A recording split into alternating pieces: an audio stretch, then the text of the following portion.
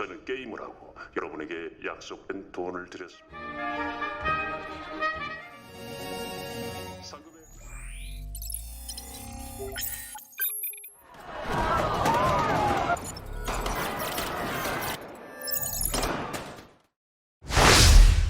Halo guys, kembali bersama saya di L Movie. Kali ini saya akan merangkum serial film yang berjudul Squid Game, rilis tahun 2021. Film ini disutradarai oleh Hwang Dong-Yu dan didukung oleh Lee Jung-jae sebagai Ki-hun, Park Hae-soo sebagai Sang-woo, Heo Sung-tae sebagai Deok-soo, dan masih banyak nama-nama lainnya.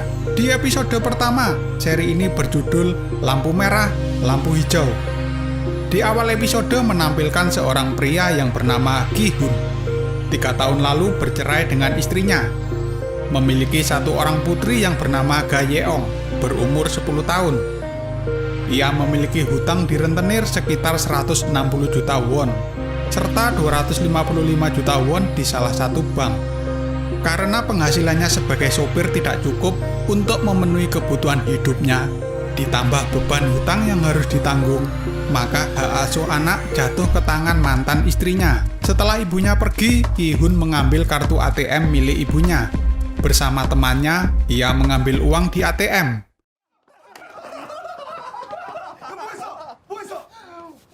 Kemudian ia memasang taruhan di pacuan kuda online.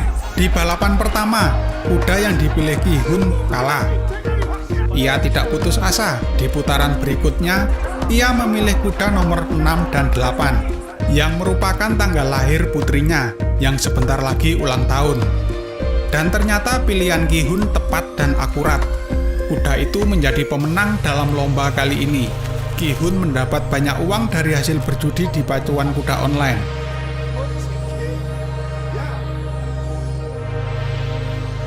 Sukacita dan bahagia tak berlangsung lama. Seorang rentenir dan anak buahnya meminta pembayaran pelunasan hutangnya sebesar 160 juta won. Ki-hun bermaksud membayarnya dengan uang hasil dari judinya. Akan tetapi, uangnya jatuh dan hilang. Kemudian Ki-hun menandatangani surat penyerahan organ tubuh karena ia tidak mampu membayar hutangnya. Ki-hun ingat pesan ibunya.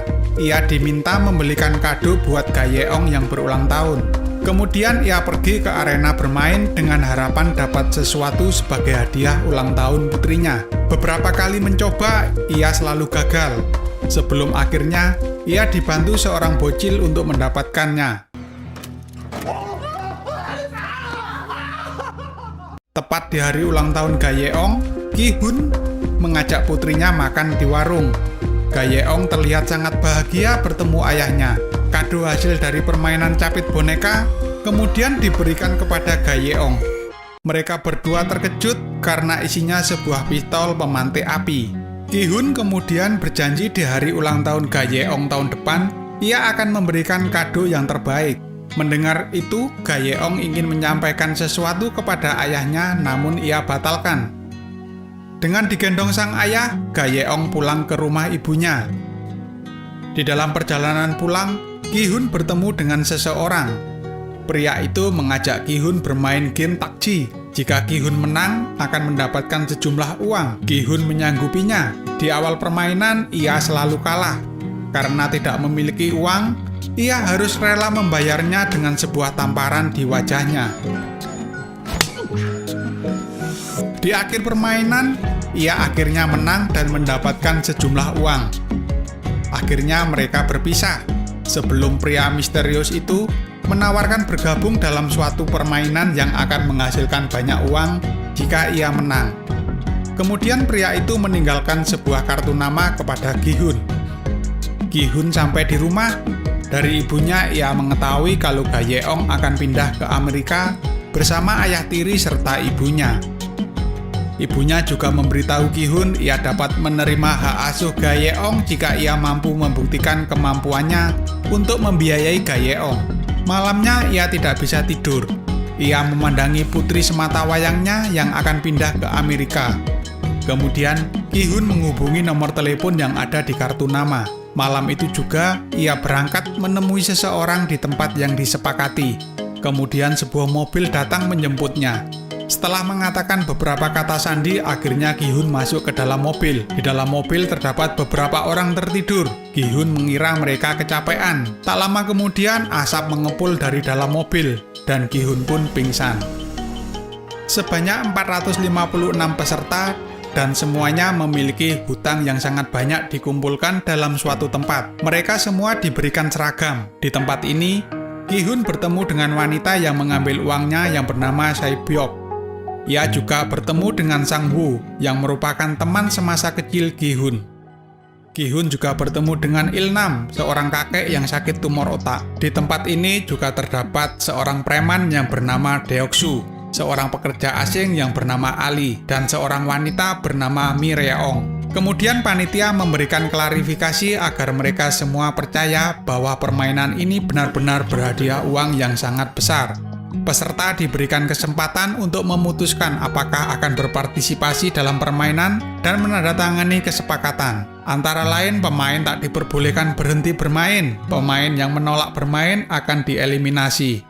Permainan dapat dihentikan jika mayoritas pemain setuju. Permainan yang terdiri dari 6 game dalam 6 hari ini dikendalikan oleh seseorang bertopeng yang misterius dan dibantu oleh beberapa orang berseragam merah. Kemudian mereka menuju ruang permainan dan permainan pertama pun dimulai. Nama permainan ini lampu merah dan lampu hijau.